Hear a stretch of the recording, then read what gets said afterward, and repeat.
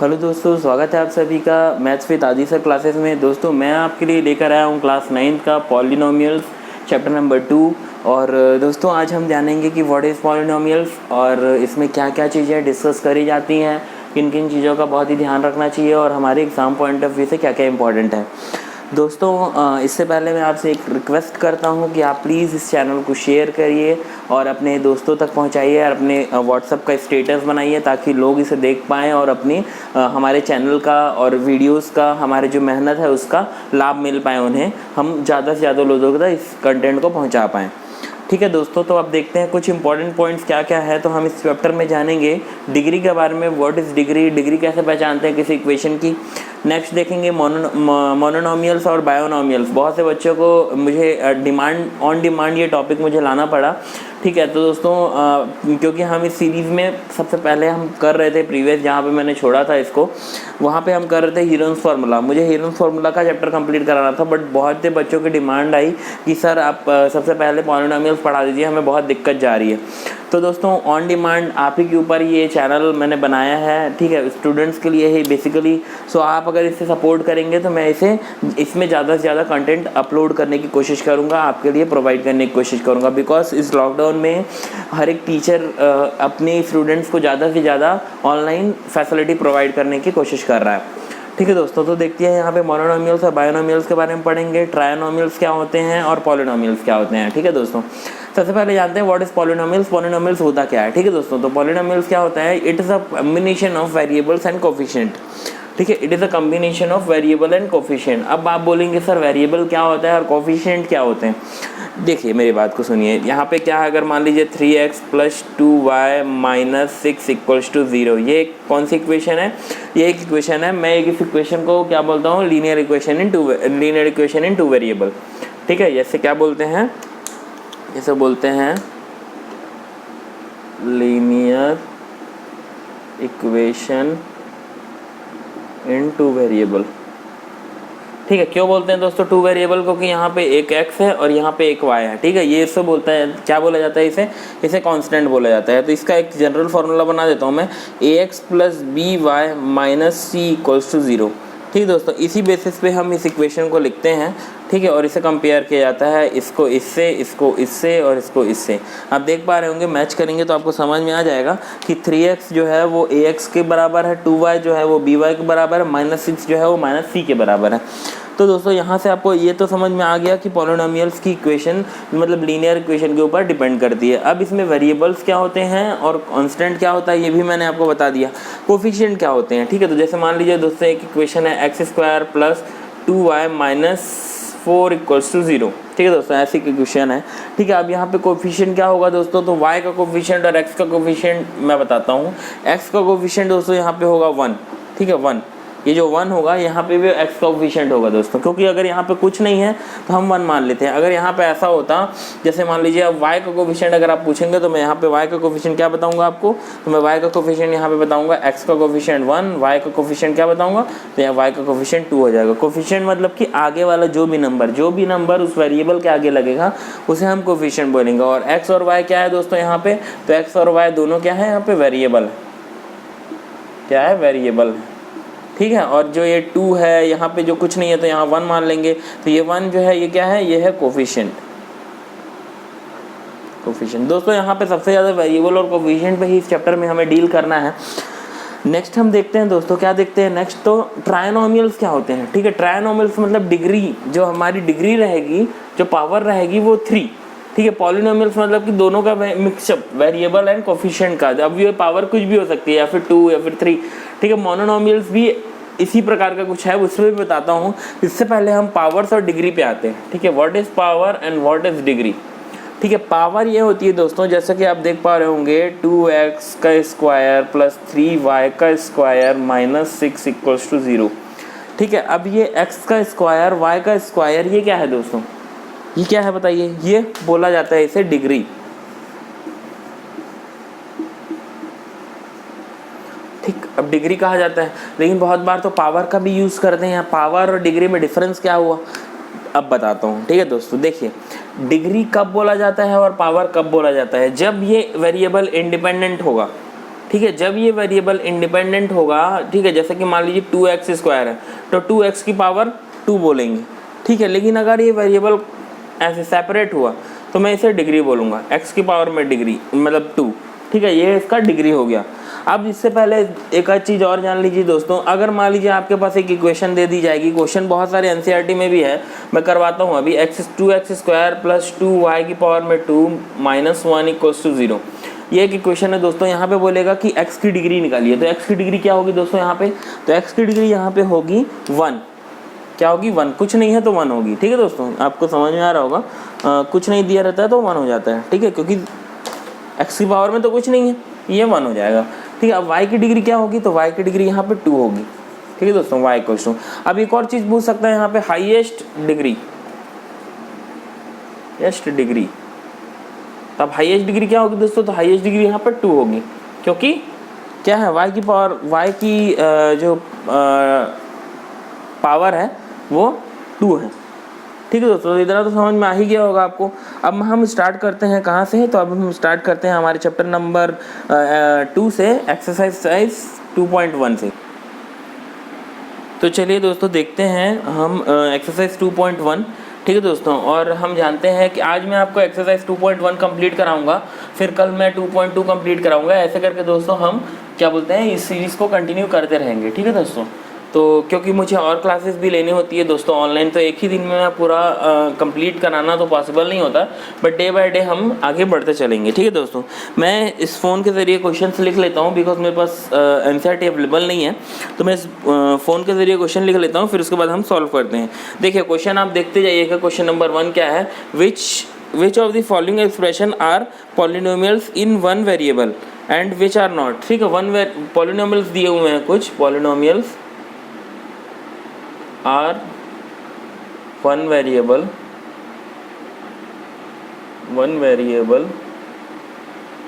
और नॉट, ठीक है। ये जो कुछ पॉलिनोमियल्स हमारे पास दिए हुए हैं, वन वेरिएबल है और फिर नहीं है, फिर उनके स्टेट्स बताना है, स्टेट रीजन,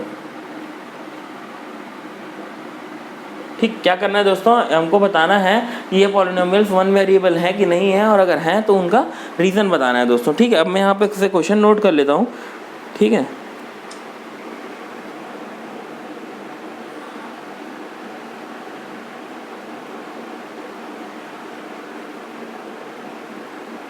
ठीक, अब देखिए दोस्तों, सबसे पहला एक क्वेश्चन है 4x square minus 3x plus 7, ठीक है दोस्तों। यहाँ पे क्या बताया, पॉलिनोमियल वन वेरिएबल और नॉट। अब ये वन वेरिएबल पॉलिनोमियल है कि नहीं, हमें ये बताना है दोस्तों। तो ये है कि नहीं, तो जी हाँ, ये वन वेरिएबल पॉलिनोमियल है, ठीक। अब कहाँ पे है वन वेरिएबल पॉलिनोमियल, तो यहाँ पे वेरिएबल कहाँ पे है दोस्तों, ये बताइए आप मुझे, ठीक है। वन वेरिएबल ये कैसे माना जाता है, तो वन वेरिएबल देखिए कैसे वेरिएबल, वन वेरिएबल मतलब कि मैं आपको क्या बताया था, वेरिएबल्स वो होते हैं जो x y z, these are variables. यहाँ पे कितने वेरिएबल्स यूज़ हुए हैं, यहाँ पे भी x यूज़ हुआ है, यहाँ पे भी x यूज़ हुआ है, यहाँ पे तो ये कांस्टेंट है, तो मतलब इस इक्वेशन में केवल x ही का यूज़ हुआ है, x के मान का ही यूज़ हुआ है, इसीलिए हम क्या बोलेंगे, ये वन वेरिएबल मतलब वन वेरिएबल पॉलिनोमियल है, ठीक है। क्यों है, क्योंकि ये इक्वेशन पूरी ही x के ऊपर ही डिपेंडेंट है। So this equation is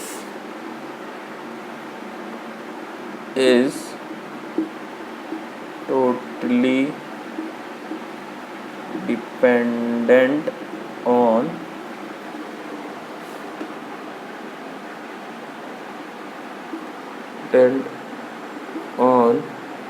x, so it is polynomial, ठीक दोस्तों, ऐसा हो गया। अभी क्वेश्चन नंबर 1 हो गया दोस्तों। अब क्वेश्चन नंबर 2 किस तरीके से सॉल्व करेंगे, तो देखिए क्वेश्चन नंबर 2 क्या है, वाई स्क्वायर प्लस रूट 2, ठीक है दोस्तों, वाई स्क्वायर प्लस रूट 2। अब वाई स्क्वायर प्लस रूट 2 भी हम क्या बोल सकते हैं, तो ये भी पॉलिनोमियल है, ठीक है, पॉलिनोमियल है। किस तरीके से बोल सकते हैं दोस्तों, तो ये इक्वेशन मिली है हमें, क्या इक्वेशन मिली है, क्वेश्चन नंबर 2 में Y square is equal to root 2, और वाई इज इक्वल टू क्या, Y square is equal to क्या हो जाएगा, रूट 2 माइनस में चला जाएगा, क्योंकि उस तरफ हम ट्रांसफर कर देंगे, ठीक है। अब क्या हो जाएगा, वाई इज इक्वल टू, हाँ ये काम कर सकते हैं, वाई इज इक्वल टू -2, ठीक है। y इज इक्वल्स टू -2, क्योंकि स्क्वायर हटेगा यहाँ पर, रूट ये दोनों कट जाएंगे, क्या हो जाएगा y इज इक्वल्स टू 2। अब ये दोस्तों आपको डाउट आ रहा होगा कि ये कैसे कटेंगे। तो दोस्तों क्या होता है, अगर हम कोई इक्वेशन का समीशन करते हैं तो वो इक्वल टू 0 हो जाता है। तो क्या करते हैं, देखो y square plus √2 equals to 0, तो y स्क्वायर इक्वल्स टू -√2। अब ये √2 और ये स्क्वायर अगर यहाँ से घटाते हैं तो ये y इक्वल्स टू -2 बचता है। दोस्तों आसानी से समझ में आ रहा होगा, क्लियर। ठीक है दोस्तों, अब ये आपको समझ में आ गया क्वेश्चन नंबर 2। अब मैं आगे बढ़ता हूँ और बताता हूँ कि क्वेश्चन नंबर 3 किस तरीके से सॉल्व करना है। ठीक है दोस्तों, देखते हैं क्वेश्चन नंबर 3। ठीक है, अब क्वेश्चन नंबर 3 क्या दिया हुआ है दोस्तों, 3 प्लस t√2।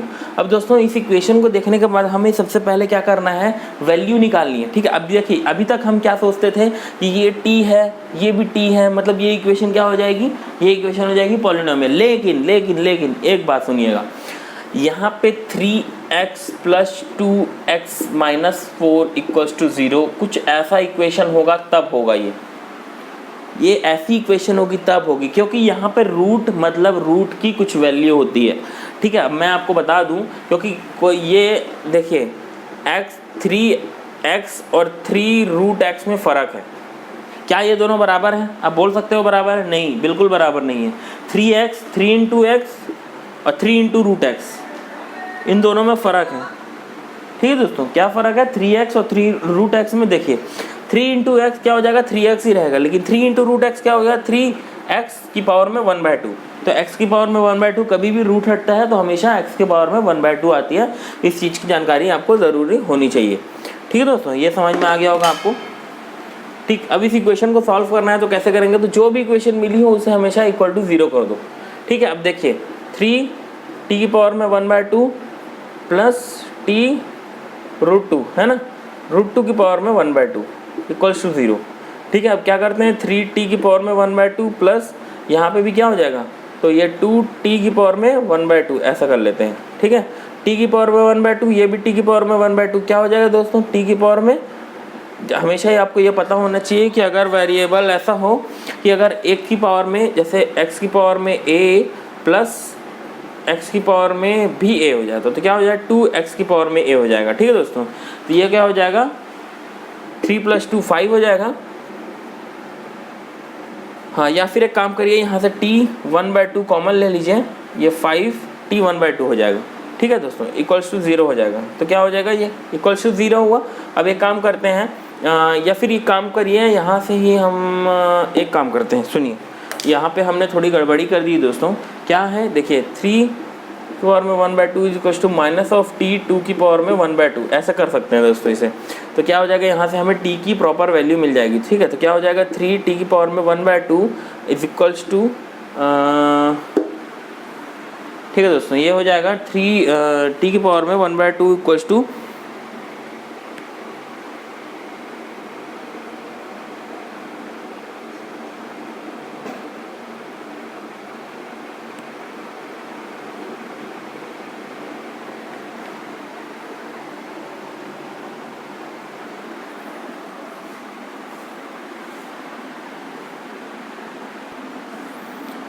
हाँ दोस्तों, अब देख लेते हैं, ये लास्ट क्वेश्चन है इस क्वेश्चन नंबर 1 का। ठीक है, देख लेते हैं दोस्तों, y + 2/y है। ठीक है दोस्तों, अभी से देख लेते हैं ये पॉलिनोमियल है कि नहीं है।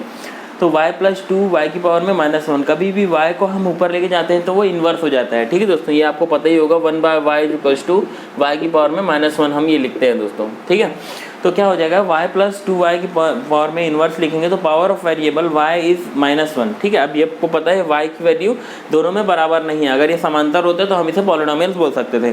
तो -1 which is not a whole number. अब ये जान लीजिए आप, कभी भी पॉलिनोमियल अगर कोई सीरीज़ है तो वो कभी भी 5.2, 5.3, 5.4 पॉइंट में कभी भी आंसर नहीं आएगा, that will also be a whole number.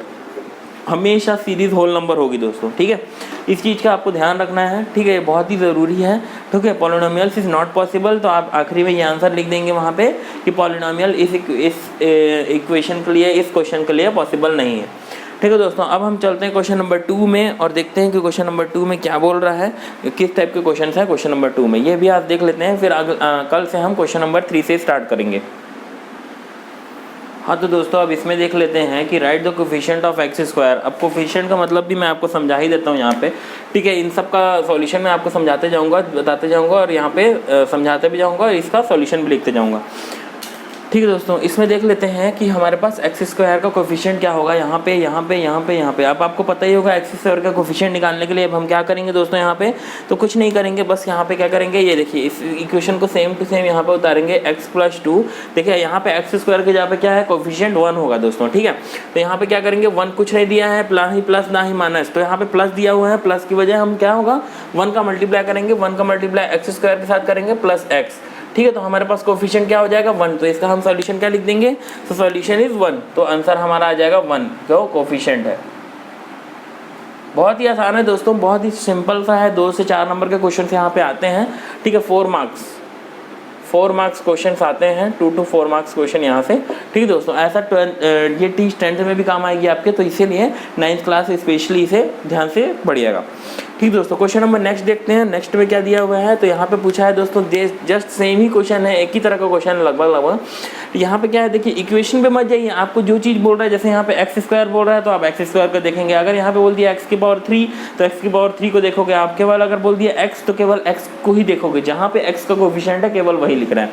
तो यहाँ पे हम क्या है, हमको केवल ये एक्स स्क्वायर का कोफिशिएंट देखना है, ठीक है। तो यहाँ पे भी मैंने यहाँ पे ऐसे कर दिया है ताकि आपको समझ में आ जाए। तो यहाँ पे एक्स स्क्वायर का कोफिशिएंट देखने के लिए क्या करेंगे, देखिए यहाँ पे प्लस तो है नहीं, तो यहाँ पे मैं प्लस नहीं लिखूंगा, या माइनस लिखूंगा, ठीक है। यहाँ पे क्या किसका मल्टीप्लाई करूंगा, मैं 1 का मल्टीप्लाई कराऊंगा सेम, ठीक है। तो यहाँ पे क्या हो जाएगा, अगर मैं यहाँ पे बोलूंगा कोफिशिएंट क्या है, तो यहाँ -1 कोफिशिएंट है, ठीक है। यहाँ पे कोफिशिएंट -1 है, ठीक है। प्लस क्या करूंगा, प्लस x³ कर दूंगा, मुझे x³ की आवश्यकता तो है नहीं यहाँ पे, तो मैं यहाँ पे 1 मल्टीप्लाई नहीं करूंगा। तो यहाँ पे मेरा कोफिशिएंट क्या आ जाएगा, आंसर जो होगा वो क्या आ जाएगा -1, ठीक है दोस्तों। नेक्स्ट में आते हैं, नेक्स्ट में देखते हैं कि एक्स स्क्वायर का कोफिशिएंट इस वाले के लिए क्या बनेगा और एक्स स्क्वायर का कोफिशिएंट इस वाले के लिए क्या बनेगा, ठीक है दोस्तों। एक्स स्क्वायर का कोफिशिएंट इस वाले के लिए देखूं दोस्तों तो क्या हो जाएगा, ये π/2 का मल्टीप्लाई हो जाएगा ऐसे, ठीक है। यहाँ पे कुछ नहीं दिया है तो हम क्या करेंगे, 1 का ही मल्टीप्लाई करेंगे, और एक्स स्क्वायर का तो एक्स स्क्वायर रहेगा ही रहेगा, ठीक है, प्लस x। अब दोस्तों यहाँ पे अगर आप बोलेंगे कि यहाँ पे सर क्या होना चाहिए कोफिशिएंट, तो यहाँ पर अभी तक कुछ था नहीं, कोई भी नंबर प्रेजेंट नहीं था।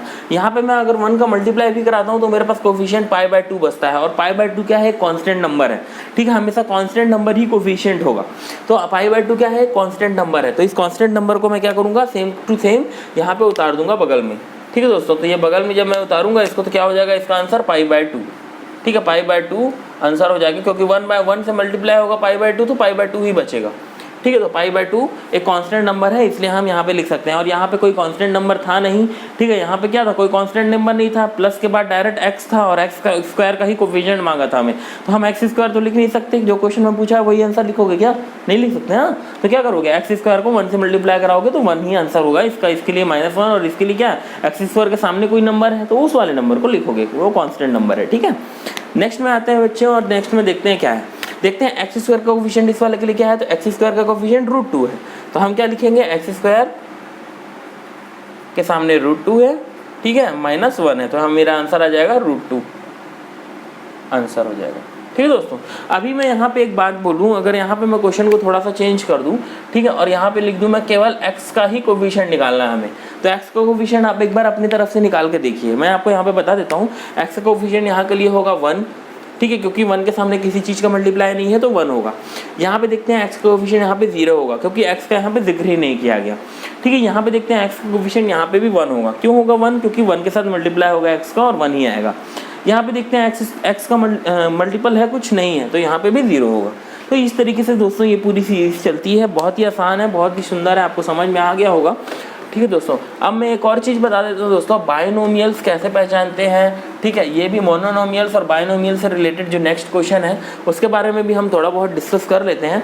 मैं आपको बता देता हूँ, उस क्वेश्चन से रिलेटेड एक क्वेश्चन है, ठीक है, उसको मैं बता देता हूँ आपको, क्योंकि वो क्वेश्चन भी इंपॉर्टेंट है और बहुत से बच्चों को उसमें गया होगा, ठीक है। देखिए एक क्वेश्चन दिया हुआ है, गिव वन एग्जाम्पल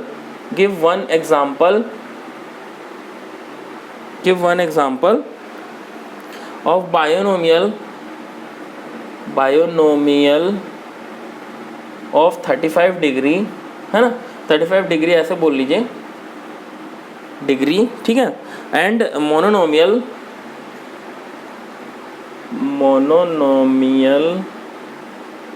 ठीक है, मोनोनोमियल ऑफ डिग्री 100, डिग्री 100। ठीक है दोस्तों, अब इसमें करना क्या है दोस्तों, अब आप देखिए यहाँ पे करना क्या है दोस्तों, तो यहाँ पे ये करना है कि हमें डिग्री बतानी है। ठीक है दोस्तों, क्या बतानी है, डिग्री बतानी है कि कौन सी बायोनोमियल होगी और कौन सी मोनोनोमियल होगी। ठीक है दोस्तों, तो बायोनोमियल के लिए क्या होगा, the degree of 35 means the polynomials is having. ठीक है, अब ये देखिए ये बायोनोमियल है।